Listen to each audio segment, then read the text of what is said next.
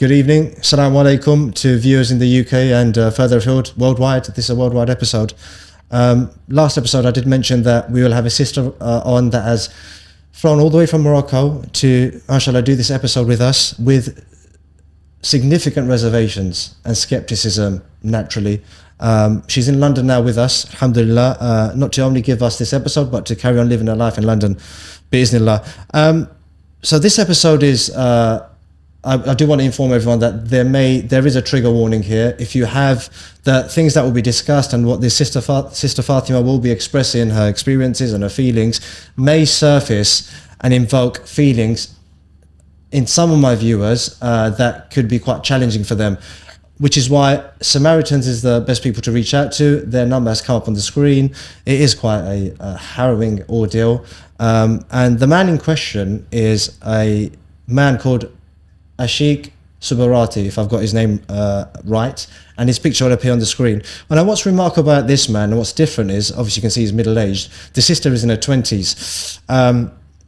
And we've covered an episode called The Moroccan Bride, where you see, British Muslim men, or they call them the passport bros or something along those lines, where they're conned by women, said women in Morocco. But this has flipped the script, where British Muslim men, and I can assure you this is not an isolated incident, and usually it's of the age range of 45 plus, where middle-aged men, primarily divorced or looking for a second wife, go and exploit very young, at times vulnerable, relatively poor Moroccan girls. Albeit this sister wasn't poor, she had a job in Morocco and she was living a good life. And they promised them the world to, sail off into the sunset. However, the reality is it isn't more farther away than that, and the reality is grim, and they make empty, baseless promises to them and do the complete antithesis of that. So I'd like to thank this sister for coming on, Sister Fatima.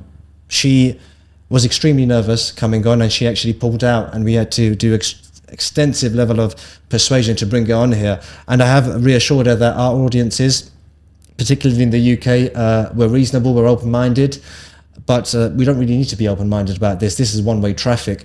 And she said that I don't want, bad limelight or anything like that. And she's scared about what the critics say, and the reason why she's so scared and skeptical about this is this Ashik Subarati, if I keep getting his name right or pronounce it right, he has used bullying tactics and blackmail and harassment in coercing her to stifle her, keep her quiet, and keep her in her box. And that has taken a significant toll on her mental health, and she will discuss that. And what's remarkable about this Ashik Subarati is he's actually a social media person. He's middle-aged, but he has two channels. Heal My Tech, which is a technology channel, but what's more remarkable and quite gross is that he's an ex-Quran teacher. And again, the other channel, which is Heal My Tajweed. For those viewers that are not Muslim, Tajweed is how to pronounce and recite the Quran in the etiquettes that gives it right. So Heal My Tajweed is a channel with over tens of thousands of subs. So you can imagine that he has got somewhat of a following, or had a somewhat of a following. And he has used these very platforms to blackmail Sister Fatima, harass her, and coerce into doing things. And that has taken a significant toll on her mental health, not to mention everything else that comes with it. Just before we do start, I'd like to thank my main sponsor, which is us, Silent Majority Network. If you haven't joined, please join. We are, inshallah, going to be a powerhouse in the UK. And those that have signed up, thank you very much. We will get back to you in due course. And my second sponsor, Find You a Spouse. If you're looking for a spouse, they'll find you a spouse. They've got great events coming up. Check their Instagram. Without further ado, Sister Fatima, again, like I said, my heartfelt thank you for you to come on. You are very, very brave. English is your second language. Yes. And I think you're very articulate, and the audience will sympathize with you, as English is your second language. And as I've just remembered now, there will be a 10-minute segment in Arabic for her to convey anything she can't convey in English, that will have English subtitles, and it's for the viewers in Morocco and further afield in the Arabic world. Now, tell us how you met Ashik Subarati, please. First, Bismillah ar-Rahman ar-Rahim, Alhamdulillah Rabbil Alameen, wa salatu wassalam ala Sayyidina Mursaleen. Thank you for inviting me. And like I said to you before, we met in a Muslima app. Is a Muslima that we can search for a spouse. And we met there and we started talking there for a while, and we went from there to WhatsApp, and we started our conversation, and from WhatsApp he came to Morocco, and we get married. Obviously, my colleagues at work, they advised me, and they opened for me account in Muslima, and they told me to search for a good husband there. So this is what I did, and we start talk with Muhammad Ashiq Sbarati there, and we went to WhatsApp and we talked for 1 month. And after he came, he told me that he want to marry me, and he come to Morocco. And next day, that when he come to Morocco, he came to see me in the city when I work in Nador.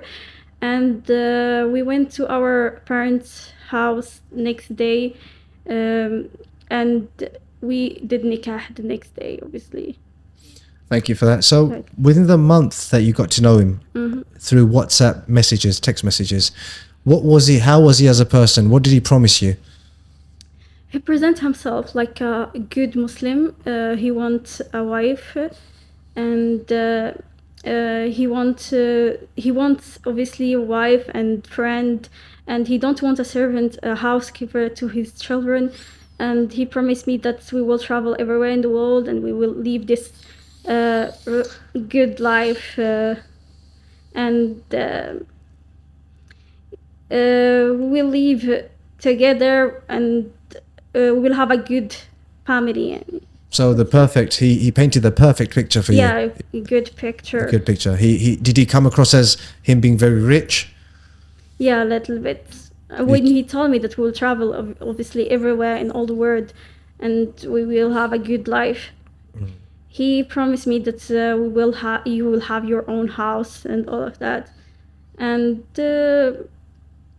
he built obviously a good picture for me, and he built a good picture for a good Muslim. And this is what I want from before a good Muslim, that he fear Allah on me and live a good life. MashaAllah. Obviously, from speaking to you, I could tell that you're quite religious. I also want to say, just to protect you, right? Because there's a lot of people that say, oh, Moroccan women get married to British men just to come to Britain. Yeah. You wanted a good man. You weren't concerned about coming to Britain because you're working in Morocco. Can you quickly talk about that in protection of you? Me, alhamdulillah, I was having a good work, and I don't need nothing, and I have a good life in Morocco. So I never think about going to another country or live in another country. And obviously there is another reason that's make me accept this man is there is a lot in my age, there's a lot of people around me, they told me you must be married, this is the time that you must be married a good man. And there's other people around me that are married, so this is what make me encouraged to marry him. And he was the first person he come to my house to propose me. Okay, so there was a lot of pressure from your peers and friends that they're all getting married around you. Yes. And he was the first guy, and he was promising you the world. Yes. And essentially he was lying to you. Did it not put you off that he was a middle-aged man? Did you not care at the time? To be honest with you, I don't care, because he was not looking in this age, he was looking younger, and obviously I just follow the sunnah. Rasul alayhi salatu said, woman, I forget the hadith, but it said, if someone come to you that he shows he's a good religion, and he shows the good character of him, you must marry him and make your daughter marry him, obviously. And if he didn't do that, so you will make a big fitna in the world. MashaAllah, sah, that's very correct. May Allah reward you for your intentions. So we got the background of how you got married. Tell us what happened after the nikah. After the nikah, we start to prepare ourselves for official marriage. So he went many times between UK to Morocco for prepare the papers and come to Morocco to see me. It comes like that, and we have a lot of back and down, and I start to say many red flags on him, but I just يعني he shows red flags obviously, and at the same time he shows that he's a good man. So I said maybe it's just I don't know him more, and already I did nikah, so I can't do nothing about that. So he, like I said, he went from UK and Morocco many times, and we prepared for official marriage. And subhanallah, is like was a lot of obstacles in our route for official marriage. It don't happen quickly. Okay, so it took very long to do the official nikah. What were the red flags, please?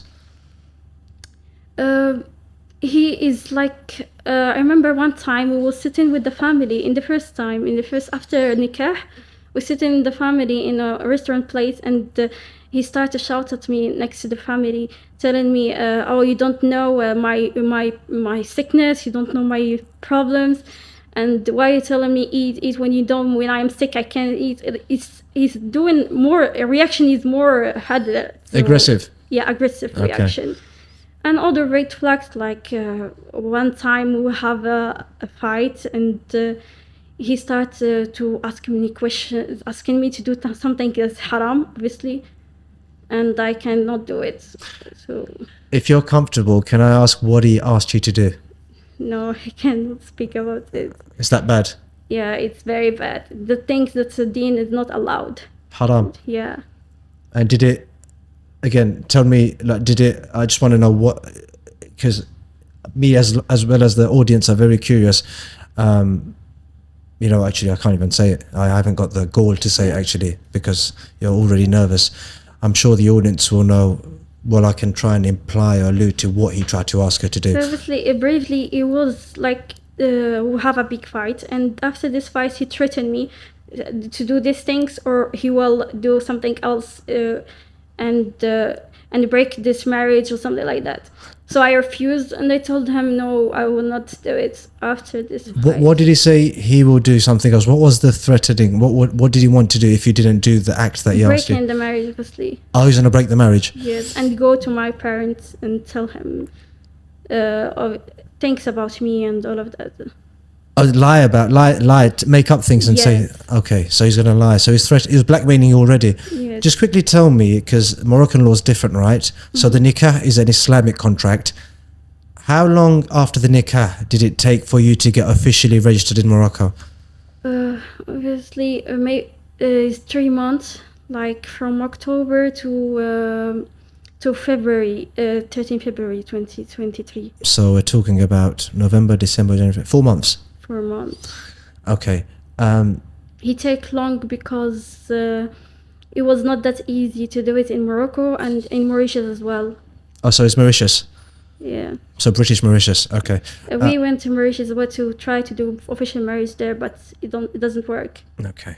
So after that fight, and he said you to do these, whatever it is, grotesque acts, you said no. He threatened you to go to your parents. Then what happened? I refused, and he told me after he started to begging me and telling me I'm sorry, I didn't mean that, and all of that. I don't mean what I said. It was just the reaction of anger, and this is not me, and all of that. So it was manipulative behavior. Manipulation? Yeah. Manipulation. Yes, manipulation. Manipulation. Okay. What happened after that? After that, after official marriage, he have a problem with his son, and he went to say what's happening with his son. He went directly after official marriage, 2 days after official marriage, and he went to UK, and from there I don't saw him. I don't see him. He don't back to Morocco until I decide to divorce, to take the divorce case and open the divorce case. Thank you very much. Just to clarify that, So, just to paint you a picture, the nikah happened in November. The official marriage happened in February, and he fought tooth and nail to get the official marriage officiated in Morocco. So it's a registered marriage. 2 days after the registered marriage happened, so official registered marriage happened, he disappeared off the face of the earth, nowhere to be seen. No contact, nothing. Tell me what you did, sister, to try to get in contact with him. So, because and what I'm trying to imply to the audience here is 2 days after the official marriage, 2 days. You know, think about it, he's like a dog chasing a car. He's got the car now, and now he's left. I'm using euphemism here. 2 days after, he's left, he's disappeared, and this poor bride, wife, doesn't know where her husband is. Obviously, after he went, he was dealing with a problem with his son. Yeah. So from there, he starts something like depression with him. So I start to talk with him every day, calling him every day, reach to him every day just to make him out from this depression, being with him, supporting him, and telling him he must to go out from this depression every day. After a while, this communication start to be less until the end he don't talk to me at all, and he cuts contact with me from everything. How long did he cut contact for? How long cut the contact, or Yeah, after you said he went into depression for whatever reason. yeah, after Ramadan, 1 month, it starts to the conversation gets less. Less. And then before you filed divorce, how long did you wait? He went for 3 months like that. He don't contact me. So after 3 months you filed for divorce? Yeah, after 3 months, after I do anything to reach to him, after I talk with a lot of people, because this is the only solution on me. I am in Morocco, what I can do. I talk with a lot of people. From these people was Imam Yahya, his friend, and I talk with his mother, with his sister, and his sister one time she told me, what I can do, this is his life, I can't help you. And I talked to his mother, and she just, all these people, they tell me just be patient. How can I be patient? And the sickness is not a reason to cut off with your wife. I agree. And I entered depression after that. You went into depression as well? Yeah. I'm so sorry to hear that. And we'll quickly touch on that. So you exhaustively, you reached out to his mum, his sister. You mentioned Imam Yahya. He reached to his sons, both of them, and also to the hospital, mental hospital. I reached to them to help them. If they do something, just to help them, just go and help them. And they told me that they called them and they don't answer the phone. Do you know if he was in a mental hospital at the time? Yeah, he went after I reached to a lot of people. After that, the call his ex-wife, Yasmin Rahimallah, and she went with his big son Adam to him, and they took him to mental hospital. He stayed there for 1 week, and he went out because Yasmin she died, and obviously the children alone. Okay. There's a lot that you said there, and you mentioned a key figure here, Imam Yahya, and we'll speak about him after this, and there's a lot he has to say as well. So when you filed the divorce, did you reach out to him to let him know? Yeah, obviously I took divorce from him. I tried to talk with his sons many times, and always I talk to them, can you please talk with your father, tell him to call me or something. They said he'd obviously straight away he don't want to talk with you, and he don't want to talk with no one. And every time I hear that, so last time I speak with Aiden, his middle son, and they told him, how can I live my life like that? And obviously he told me straight away, my dad is the problem. It's not you, it's not me, it's not he's not his siblings. My dad the problem, and you must to move on in your life. Okay. So from there I start to think, is right. After my depression and after what I hear from a lot of people, I start to think about move on. Okay. And did you apply for a khula or did he give you divorce? No, he gave me divorce. I called to his son and they told him, I want to talk with your dad urgently. So he put the phone, he put the speaker, and I told him, you must speak with me because this is not the solution. We must to have to speak and to do a solution. And obviously, after we speak, he told me that he wants his paper. Can I send him his paper by DHL? And he don't need his belongings. And I told him my call was about the divorce. You willing to divorce me or what? And he told me, okay, you want divorce, I will divorce you. And he divorced me by phone. By phone. What paper did he want? Mostly he leave after he went. He leave all his belongings in the house that he rent in Fez. And when he went to UK, he told me, please, can you collect my belongings?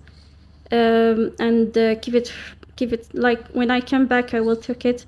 So I do that favor, my parents do that favor for him, and they collect these belongings and we keep it like a amana for him. So this is another story about these belongings. We will go into that. Just quickly, I'm going to play a recording for the audience. This audience is Ashik Subarati giving Sister Fatima divorce over the phone, so that will play for you right now. You want me to give you your divorce? I give you your divorce. Okay, thank you. Assalamu alaikum. So the audience have clearly heard now that he's given you divorce. Tell us about the depression you fell into. Before the divorce, when I was alone, I started to go from bad feelings. I cry every day. I scream alone, and I sleep at work. I went to work. I don't work at all. I sleep in my office. I just sleep in the floor, and my boss come and see me in the floor. He told me, "Oh, this is not you. You must move on. You must not stay like that for months. Yani, every day. I don't work. I just sleep in the floor."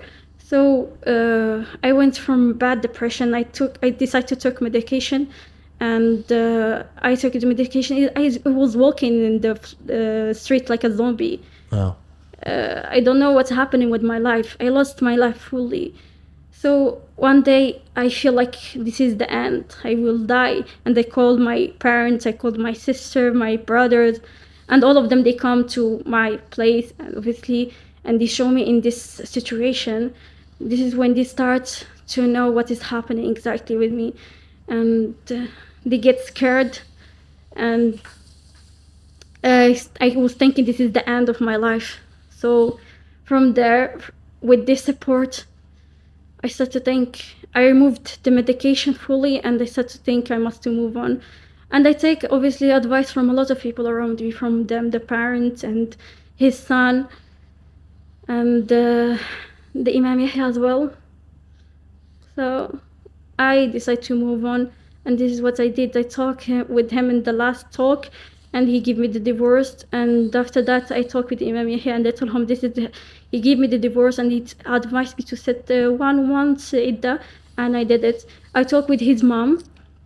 I told her that he gave me divorce. She said, I wish you a good life. Obviously, she wished me a good, and she told me that I wish if you be patient more and all of that, like, the talk of mothers.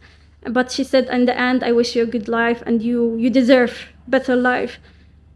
But this is not what he shows in her last video in his channel. She showed something different, and I want to speak with her directly, because I was thinking to her like he's my mom as well. I put her in maqam in the good level, but I never think that she will end up with doing this video. If your son forced you to do this video, I can understand. I can understand. He can do that. He can force you to do that. I believe he can force you. He can force his children to do these videos, because this is how he is. But if you are doing that just to protect your son, this is not correct. And this is not correct at all, because if you fear him and you don't fear Allah, this is the most wrong you are doing in your life. And there is the ayat in Surah Nisa is talking about these people, that you don't fear Allah, you fear people. You want just to show your son that you are protecting him or something. But if he forced her to do that, I can understand and I excuse her. MashaAllah, sister, there's so much you said there, and I'm going to take a moment because it's so powerful. There's so many things for me to unpack. Firstly, the fact that Now, obviously, she said something in the audio. I want just to understand. She know better in what's happening in her son and how he treats all these women in his life, and protecting him. This is not the good way. And to solve the problem or to. No, I fully understand, and I will address Ashik Subarati's mother, and I think you're very honourable in giving her the benefit of the doubt if she's been forced by her son to make this video. And just for the viewers, Ashik Subarati has made many posts for the last 2.5 years, blackmailing, saying things that are slander about Sister Fatima, and he's been using his, let's just say, media platform to blackmail and to abuse his powers, really. And as the sister has said, Sister Fatima, that she was in deep depression, and she obviously even contemplated the very worst, and she came out of that very deep black hole, and she started to pick herself up to move on with her life. And even in that moment, this psychopath who didn't have any contact with her, and the only contact he had after 3 months of radio silence is to give her divorce. And you've heard the recording. And Sister Fatima also mentioned Imam Yahya frequently. Now, Imam Yahya is a revered, renowned Imam of Masjid Humaira, which is also known as Sheikh Murtaza Khan's Masjid in Green Street, Forest Gates. And I have spoken to Imam Yahya, and he has verified to me that the divorce was valid, and his sister was in a very right to move on with her life. With regards to the matter of his mother, and you clearly said that you got permission from his mother, even though you didn't need permission as a daughter-in-law, to move on with your life. And also you said something remarkable there, that you held his mother at a very high status, like your own mother, subhanallah. And I felt that. And then for her to turn around now and to slander you as well, and you even then gave her the benefit of the doubt, and said, if it is that your son that's forcing you to do this stuff, then you excuse her. But if it isn't, then, shame on you. And I say that respectfully. And she's speaking about something that's, obviously I was open with her about something. I just tell her what's happening, and she speak about these people that they go to his house and see him walking away from his house to his work or something like that. And I just sent her the video, obviously, of these people. They took his picture going by using his bicycle to go to his work. So what she said in the video, that I put accusation on him that he's not sick and all of that, is not true.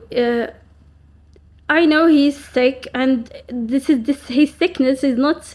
He don't have right to do dulm or to roast all these women. He's not a reason to make dulm. Okay, we will come to the women, because your Sister Fatima is not the only victim of this horrific crime, in my opinion. There are a number of women that he has targeted, girls to him, in my opinion, that he's targeted from Morocco. Unfortunately, Sister Fatima is one of his victims. Tell me, if you don't mind, what he did, because I get the social media posts, and I can only imagine what that can do to an individual that has you don't have a social media account, you don't have nothing. You're a sister from another country. So he was leveraging his social media accounts and power to further harass you and put your name down without any account. Tell me, aside from that, we get that he used his social media account to blackmail you. What other things did he do? By using social media. Not. Is there anything else? Because we get the picture that he's posted pictures of you saying you're this, X, Y, Z. Yeah. What other things has he done in the social media, if there is anything?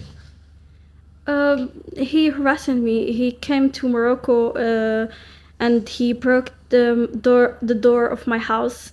And he came many times to my house at night and screamed like a crazy people with my name.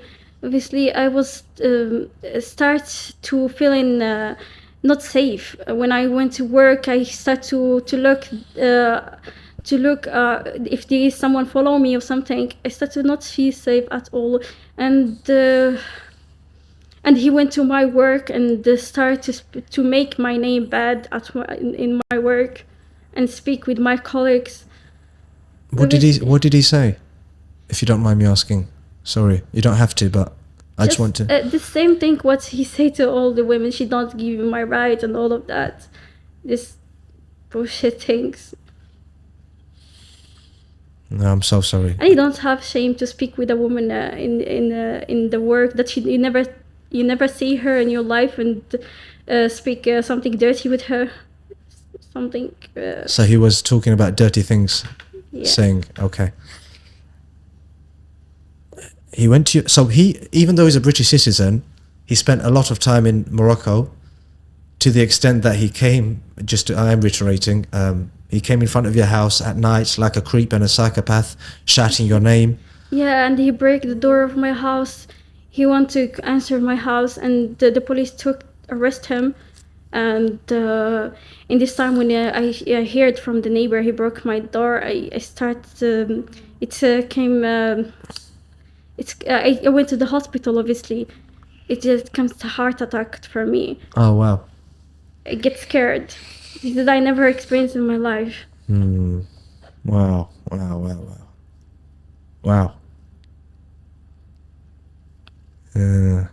I'm sorry, I'm lost for words. And the fact that he went, and at this time, you're not his wife. At this time, I was not his wife. Yeah. Islamic, and even in divorce case was opened in Morocco, and it was go through the last stage of the divorce. It was the last month. Okay. So Islamically, you got the divorce. Yes. Imam Yahya from England, London, said yes, your divorce is valid. Yes. And then you were just, because Morocco is, it's more of a government thing, it's official divorce, and you're waiting official divorce before you move on with your life. Yes. Allah. There's so much that you said there. And over what course of period, time, months did this happen? How long was this for? They's coming to your house, shouting at you, going to your workplace, saying bad things about you. After when he wake up from what he was living, and from February, I think 2024, he went to Mauritius. The first thing he did, and his sister, his mother called me on the phone, and she started speaking with me straight away, like we don't have nothing with us, and his sister talked to me, and she talked about his belongings, and that he wants his belongings and all of that. But obviously, I don't think so. That's the belongings that he bring him to Morocco. There is something else, and so I told her straight away, what he put in his channel, this audio. I told her that I don't have problem. His belongings is amana, and he can take it, but he must also come to divorce me. To sign the paper of divorce, the official divorce, not Islamic divorce, because this is what he was willing to do in the message. He was willing to divorce. He said, "This is my first priority, to divorce you and to sign the paper, and also after that take his belongings." So this is what I did. I told her he come and he take his belongings, and he signed the paper.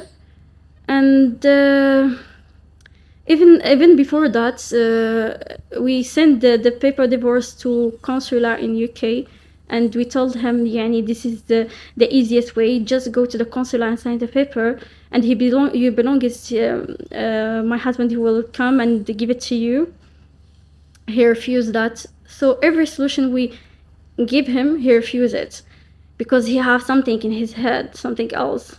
And what did he have in his head that he didn't want to let you go now? Maybe he wants revenge or something, or What was the revenge for? What he divorced you though? the fact that I move on in my life. This is not. He don't accept it. No, he doesn't accept it, even though he wasn't there, Yeah. and he still gave you divorce. And And he Allah, broke your and door. what is his other reasons? And he came to Morocco, and he start first way. He start like a war.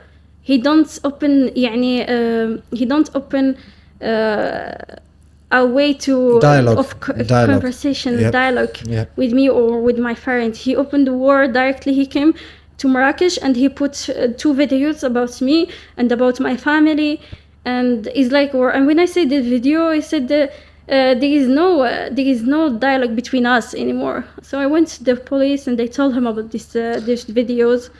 And from there, the police told me his belongings, he must take it from the court or from the police. He must be someone to write the report when he take his belongings. So he went not back after a detail I don't took it. So this is what I told him, and he refused, and he started to make a story about his belongings. Like, but this is not. I think this is not the reason. That's what he did all of that in Morocco. He's a prolific liar, and not only did he come after you, he went after your family and concocted. And he made harassed up my lies. family. He went to my parents' house and he started to scream also there, and he scared my mom. Did he my threaten sister. them? Did he threaten them? He started to scream and make like a crazy people. All the neighbor comes out, and my mom gets scared. My daddy was not there. So, and after that, he went to directly from Paris to Nador to break my door. Was like crazy. And so after that, the police took him, arrested him, and the things went worse from there. But after a while, I give him all his belongings. Yeah. Even the police told me to not give. I give him all his belongings. This is what he still put in his Facebook that I don't give him, but I have proof. You've got proof, and we're doing as much as we can to show it on the screen, the proof that you have. Yeah. So he's been lying through his teeth, and he's obsessed with you. Just quickly, you're married now. Alhamdulillah. Yeah, You're happy. May Allah put barakah in your marriage. I have met your new husband. He's a good man. Yes. But I'll give you my assurances. If he does anything, even your new husband, if he does anything of that kind, you can come directly to me. And we will, inshallah, get you justice, regardless of who, because you're vulnerable. You have no one in this country. You have our silent majority. Remember that, okay? Alhamdulillah, my husband is a good man, and he's I hope he stays a good man. supporter for me. Yeah, good. And I really, if it was not him in my life, I was going through a lot of depression that I have. MashaAllah. May Allah put barakah in your marriage. But I still have this caveat. If anything happens, you can come to silent majority because you have no one in this country. February, up until all of the things that he's done, how long? Because up until now, he's still posting things, isn't he? He's still posting things, but obviously last days he was posting things about other women. No, we will come to other women. So he's turned. Not only has he got his attention on you, but he's also slandering and blackmailing and bullying other women as well. And we will mention that.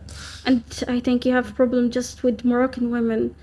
He going just to Morocco. Just Morocco, yeah. It seems like a systemic thing that he's doing here. It's orchestrated. Yeah. And which is why we've taken this on, because it's an abomination. This old man exploiting these people. This is the other reason that I am here with you. I don't want what happened to me to happen to other women in Morocco. Is my sisters, and it's my duty to protect other sisters from him. Absolutely. May Allah bless you. May Allah, through our platform, as a vessel, vindicate you, make free of any guilt. You're innocent. inshallah, hopefully the audience have seen this, and I think it's remarkable that you have so much strength to come and say what you've said. I did promise that you can say something in Arabic, 5 to 10 minutes. The platform's yours. Thank you. In Arabic. I will say it now. About to other women, yeah. Yes, so you can speak in Arabic to these other women that I will say in English. But if there's a message you have for these other women in Morocco that may be watching this, I will say it in Moroccan Darija. Okay. It's better because this is for them. يعني. Okay, sure, yeah. The platform's yours. السلام عليكم. أنا أختكم فاطمة الزهراء. وكنتمنى تسمعوا هذا الشيء كنصيحة مني لكم. ما بغيتش يطرى لكم هذا الشيء اللي طرى لي أنايا مع هذا السيد. هاد السيد كيمشي غير المغرب وكيتوجه غير المغربيات باش يتفلى عليهم من بعد يطعنهم في شرفهم ويكذب عليهم ويحط تصاورهم. وهذا الشيء وقع لي وقع بزاف د البنات في المغرب منهم الاخت سهام اللي كتشوف الفيديو ديالي ولا الاخت مريم. نتمنى عافاكم نتوما تهضروا وما تخليش هذا الشيء يزيد يكبر حيت هذا السيد راه طغى وكيستغل الضعف ديال النساء المغربيات باش يدير اللي بغى. رغم ان الدوله المغربيه وهذا واقع الدوله المغربيه ما وصلش لواحد النيفو انها تحمينا. داكشي علاش خصنا نحميو راسنا براسنا وما نخليوش هاد السيد يجي ويتفلى على بناتنا غير هكاك ويمشي في المغرب عادي بحال ما وقع حتى شي حاجه وكيستغل الضعف ديالو ويستغل المرض ديالو باش انه يخلي البنت تحس باللي هو مسكين وباللي داكشي اللي طرالو في حياته ولا داك النساء اللي دخلوا له حياته هما السبب. ولكن ما تثقوش في داكشي كامل حيت تكونوا اكيدين باللي غادي يخرجكم وغيدمر لكم على حياتكم. وما ما تخليوش واحد غير حيت جاي من واحد الدوله واحده اخرى يضغط عليكم ولا يبدل يحاول انه يطيحكم في واحد الفخ باللي انه غادي يبني لكم واحد الحياه زوينه. عارفوا بلي داكشي كله كذوب وما كاينش منه حتى شي حاجه. و هادشي اللي بغيت نقول نصيحه لكم وانتبهوا بزاف من هذا النوع ديال البشر النرجسيين. Good. Yes. Any final thoughts before I wrap this up? Anything else you want to say in English? Yeah. Thank you first for inviting me again. The honor is ours. Yeah. And thank you for my husband to support me and being in my side. And I wish the justice to take the place. And I wish the other women to not go through what I went and be strong and don't fall in trap from this this man or this man and protect your life from these people, narcissist people, mental and psychopath. Jazakallah khairan, Sister Fatima. May Allah preserve your health. May Allah keep you strong in mind and health. May Allah give you goodness now. And I will take an oath, bismillah, that wallahi I will try and get you justice. And wallahi silent majority will do all it can to get you justice because you have been through a great deal. Thank you very much. Imam Yahya, our revered Imam Yahya has been mentioned a few times. I will give you just the background information on Imam Yahya again. He is the Imam of Green Street Masjid, Masjid Humaira, also known as Sheikh Murtaza Khan's Masjid. Now he's also been slandered. This specimen of a human being has also not only did what he did to Sister Fatima, but he's also slandered Imam Yahya.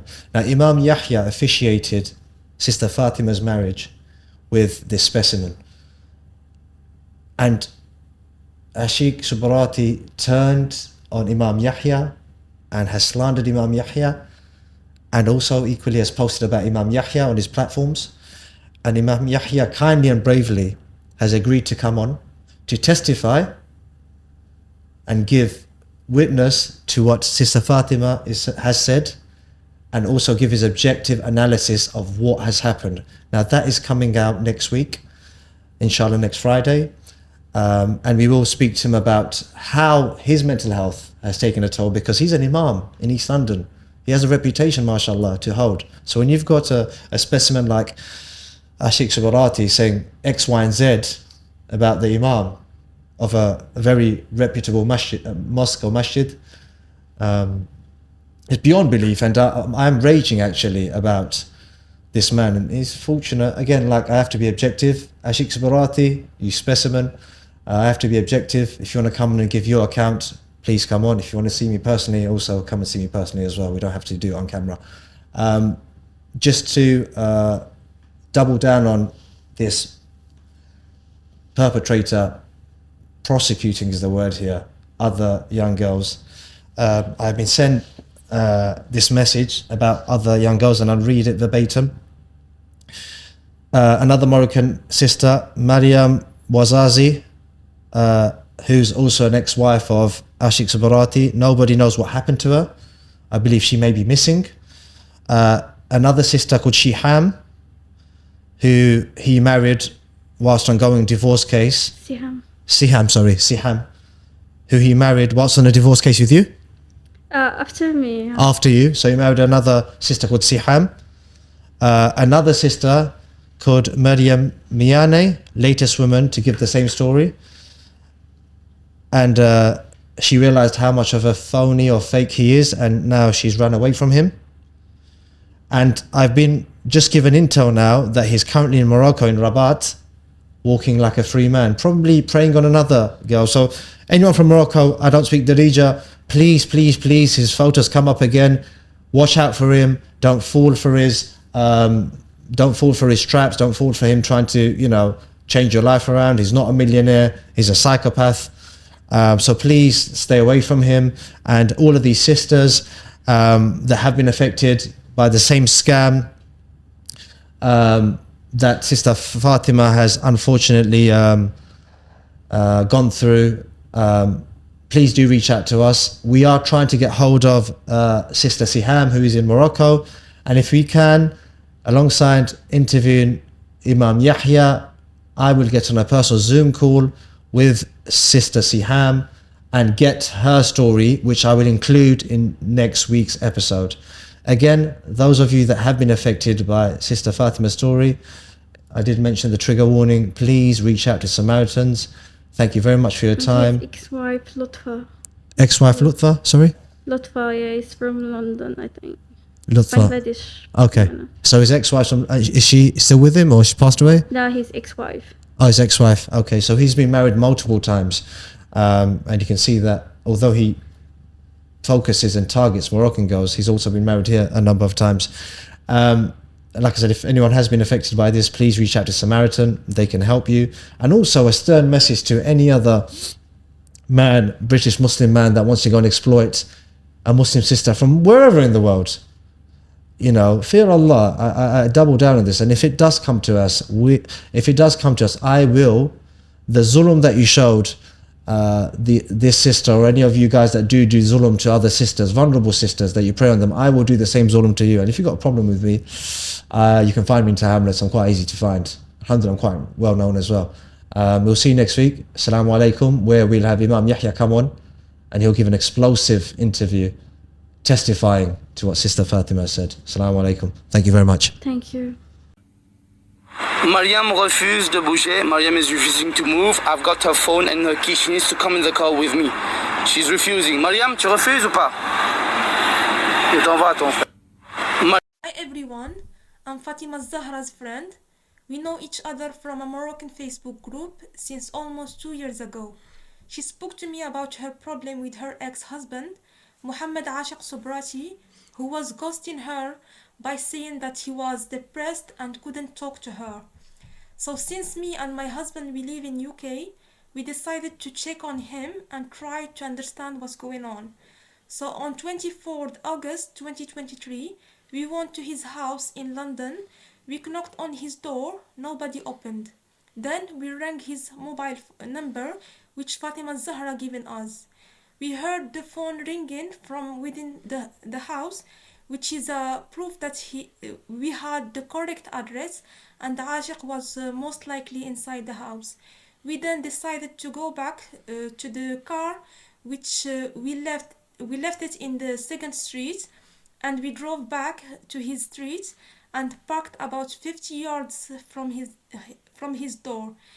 We planned to wait for about half an hour to see if anyone would come in or out of the house.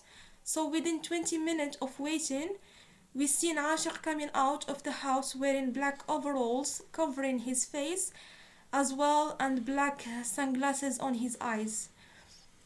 He came out with a bike and a delivery bag. So my husband went out for the car quickly and ran to approach him. I will leave you with my husband to describe what happened next. So as soon as I approached him, I asked him directly that I'm looking for the people who live in this house and that I'm looking for Ashik. He said, there are no people in this house. I extended my hand and said, Assalamu alaikum. He started to back away from me and told me to F off and said, I don't know you, and denied he's Ashik. I said, okay, then are you a Muslim? He said, yes, I am. I said, I have come from another city to see you. He got off his bike and acted like he was ready for a fight and said, do you want to start? I said to him, I've not come here to fight or hurt you. I just want to talk to you. And I approached closer to him. And then I looked directly into his eyes. And I said, I know you're Ashik. I just want to speak to you. Ashik got off his bike and started riding. He got onto his bike and started riding away from me and shouted over his shoulder, don't come here again. I shouted back, or else what will you do? Call the police on me.